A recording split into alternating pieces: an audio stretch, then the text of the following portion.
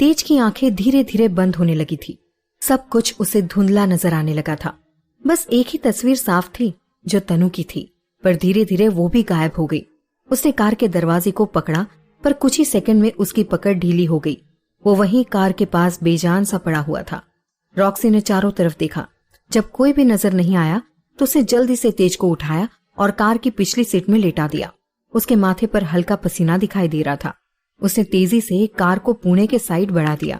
उधर काली के आदमी जो पहाड़ी के नीचे रॉक्सी की रास्ता देख रहे थे, काली के फोन आते ही कार में बैठकर रॉक्सी के साइड आए, पर वहां ना तो तेज की कार थी ना ही रॉक्सी की।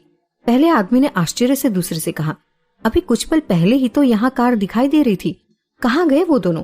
दूसरे आदमी ने अपने सिर को खुजाते हुए कहा, चल आसपास देखते हैं, कहीं उसकी कार भी पहाड़ी के नीचे तो नहीं गिर गई। टॉर्च की लाइट जलाकर वो दोनों पहाड़ी के नीचे देखने लगे। थोड़ी दूर तेज की कार दिखाई दे रही थी, पर रॉक्सी की नहीं। उन्होंने सोचा रॉक्सी शायद काम खत्म करने के बाद कहीं और चला गया है। वो उसे फोन लगाने लगे, पर रॉक्सी का फोन अभी भी स्विच ऑफ बता रहा था। दोनों ने एक दूसरे को देखा। फिर पहले आदमी ने बोला, क्या करें, हम भी चले आगे? हो सकता है तेज अभी जिंदा हो, या तो रॉक्सी से मिलकर ही पता चलेगा। चल जल्दी चलते हैं, आखिर इन्फॉर्मेशन काली को भी तो देनी है।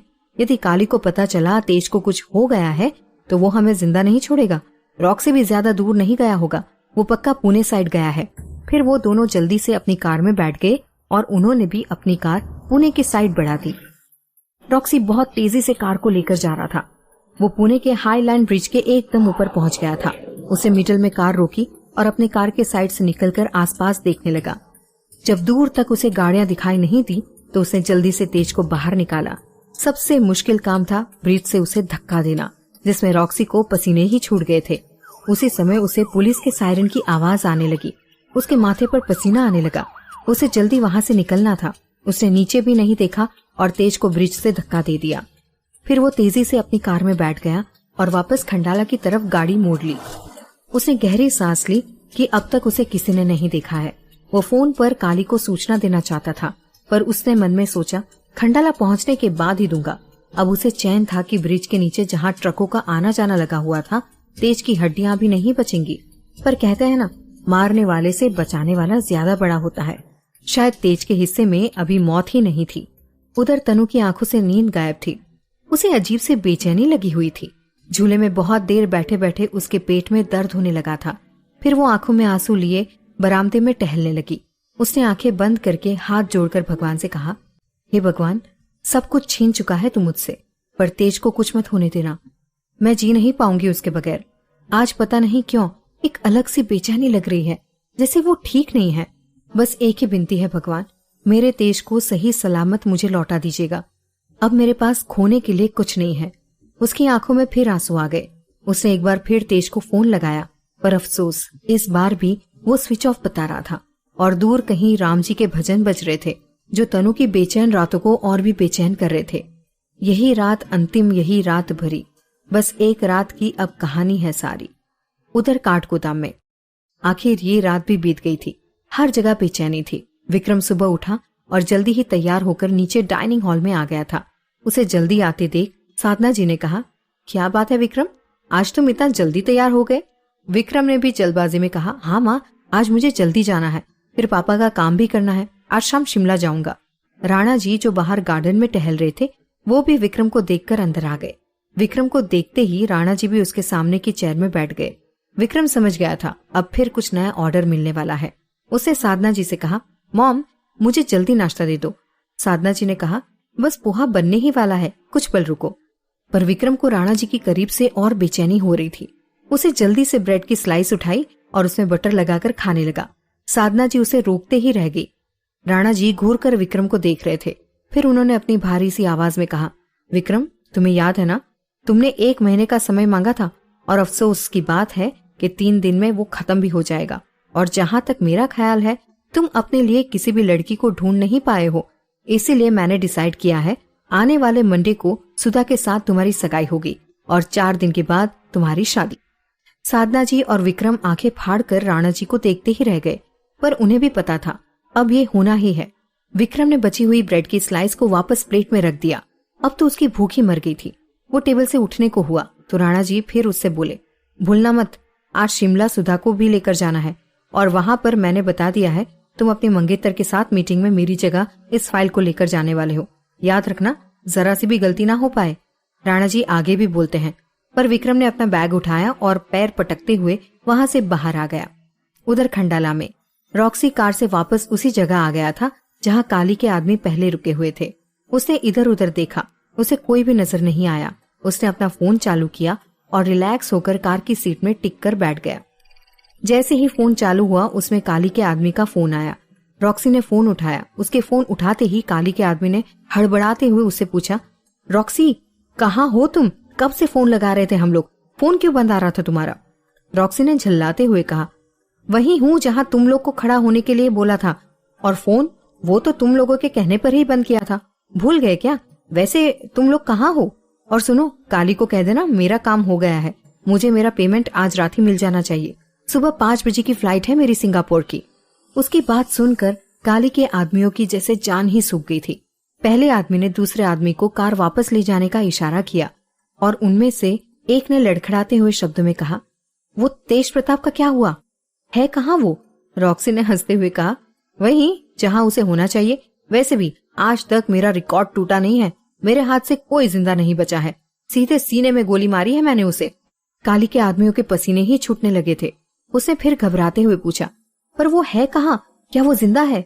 रॉक्सी ने फिर हंसते हुए कहा, अभी तो कहा, रॉक्सी कभी फेल नहीं हुआ, मार दिया है मैंने उसे और अच्छी तरह से डम भी कर दिया है, हड्डियां भी नहीं मिलेंगी अब उसकी। काली के आदमी ने कहा, अब काली को क्या जवाब देंगे? उन्होंने तेज को मारने से मना किया था। रॉक्सी आश्चर्य से चिल्लाया, व्हाट? पागल हो गए हो क्या तुम लोग? पहले कहते हो उसे मारना है, फिर कहते हो उसे नहीं मारना है। पागल कर दिया है मुझे। मैंने कह दिया है मेरा पेमेंट नहीं रुकना चाहिए। पूरे 5 करोड़ में बात हुई है, मुझे आज रात को ही सारा पैसा चाहिए। काली के आदमी ने कहा, तुम्हारा पेमेंट तुम तक पहुंच जाएगा, पर हमें तेज प्रताप चाहिए। रॉक्सी ने फिर कहा, हद है, अभी तो कहा, अब तो उसकी हड्डियां भी नहीं मिलेंगी। काली के आदमी ने फिर आखिरी कोशिश करते हुए कहा, बस एक बार जगह दिखा दो हमें जहाँ तुमने तेज प्रताप को आखिरी बार छोड़ा था, उसे हम खुद ही ढूंढ लेंगे। यदि वो जिंदा है तो उसका हॉस्पिटल पहुंचना बहुत जरूरी है, हमें ले चलो वहाँ, जल्दी करो। रॉक्सी ने कार को वापस पुणे के साइड मोड़ दी। थोड़ी ही देर में उसकी मुलाकात काली के आदमियों से हो गई। उसकी कार के पीछे काली के आदमी भगवान को याद करते हुए जा रहे थे। रॉक्सी ने कार को वहीं हाईलैंड ब्रिज के ऊपर रोक दी। काली के आदमी भी पसीना पोंछकर वहां उसके पास खड़े हो गए। रॉक्सी ने नीचे की तरफ इशारा किया, यहीं से नीचे फेंका था मैंने उसे, अब तक तो कचुम्बर बन गया होगा बेचारे का। काली के आदमियों ने नीचे झांक कर देखा तो उन्हें तो जैसे चक्कर ही आ गया। नीचे से नॉन स्टॉप ट्रक जा रही थी। रात में परमिट के साथ ट्रक रात भर चलते हैं। काली के आदमियों ने एक दूसरे को देखा, फिर जल्दी से कार में बैठकर ब्रिज के नीचे उसी रास्ते की तरफ चले गए। रॉक्सी तो मुंह खोलकर उन्हें देखता ही रह गया। फिर उसने सर झटका और अपनी कार पुणे एयरपोर्ट की तरफ बढ़ा ली। उसकी फ्लाइट थी और उसे पेमेंट के लिए एयरपोर्ट पहुंचना ही था। उधर काली के आदमी ब्रिज के नीचे पहुंचकर अपनी खोज को शुरू कर चुके थे। उन्हें किसी भी तरह से तेज प्रताप को बचाना था। हालांकि उन्हें उम्मीद तो नहीं थी, पर फिर भी वो अपनी तरफ से आखिरी कोशिश करना चाहते थे। सुबह का आगाज हो गया था, पर तेज का पता नहीं चला था। दिल्ली में तनु बहुत देर से सोई थी, जिससे उसकी नींद अभी तक नहीं खुली थी। शिल्पा उसके कमरे में आई। उसने देखा तनु पलंग में सिकुड़ कर सोई हुई है, तो उसने एसी को धीमा करके उसे कंबल उड़ाया और प्यार से उसके माथे को सहलाकर रूम से बाहर आ गई। उसने सोचा अभी 6 ही बजे हैं, पता नहीं राजवीर जागा होगा या नहीं, थोड़ी देर से फोन लगाती हूँ। उसने अपने फोन को थोड़ी देर देखा, जैसे सोच रही है कि फोन लगाऊं या नहीं। फिर कुछ सोचते हुए शिल्पा नाश्ता रेडी करने के लिए किचन में आ गई। आज उसने राजवीर के पसंद के छोले कुलचे और तेज की पसंद के आलू के पराठे बनाने का सोचा था। वो तैयारी में बिजी हो गई। वो मन ही मन बड़बड़ाती जा रही थी, आने दो दोनों को, खूब खबर लूंगी। फोन भी नहीं किया दोनों ने, अब देखो तबीयत खराब करके बैठ गए दोनों। अभी तक तो फोन आ जाना था, दोनों ने ही फोन नहीं किया, ऐसे कैसे हो सकता है? भगवान जी दोनों को सही सलामत भेज देना, उसके बाद तो मैं ही देख लूंगी उन्हें। उधर काठगोदाम में विक्रम अपने केबिन में पहुंच गया था। प्रीति भी आ गई थी। विक्रम ने उसे एक नजर देखा। वो व्हाइट पटियाला सलवार कुर्ती के साथ लहरिया दुपट्टे में बहुत सुंदर लग रही थी। विक्रम ने कुछ पल उसे देखा और कहा, आज तो तुम बहुत सुंदर लग रही हो, क्या आपने उस दोस्त के लिए तैयार हुई हो? प्रीति ने शर्माते हुए कहा, वैसे आपने बिल्कुल सही पकड़ा है, मेरा दोस्त नाराज है, उसे मनाने जाना है शिमला। विक्रम ने कुछ रुकते हुए पूछा, क्या तुम उसी की बात कर रही हो जो हमें काठ गोदाम आते वक्त मिला था? प्रीति की आंखें फैल गई। उसने हड़बड़ाते हुए कहा, हाँ वही है। और फिर वो जल्दी ही उठकर वहां से चली गई। विक्रम ने मुस्कुराते हुए कहा, पागल लड़की, जैसे मुझे पता ही नहीं इतनी दूर अपनी कौन सी दोस्त से मिलने जाएगी। फिर वो भी अपने काम में लग गया। थोड़ी देर बाद प्रीति को उसने फोन किया, फिर पोट्री और गारमेंट के प्रोजेक्ट में लगी महिलाओं को विजिट करने और गाइड करने के लिए बोल दिया। फिर वो भी अपने काम में लग गया। कुछ देर हुई ही थी, उसे तीखे परफ्यूम की खुशबू आने लगी। वो समझ गया था मेकअप की दुकान ने उसकी ऑफिस में एंट्री ले ली है। वो अपनी फाइल में सर गड़ाए काम करने लगा। सुधा धीरे से उसके केबिन में आई और उसे गुड मॉर्निंग बोलकर वहीं उसके सामने की चेयर में बड़ी अदा से बैठ गई।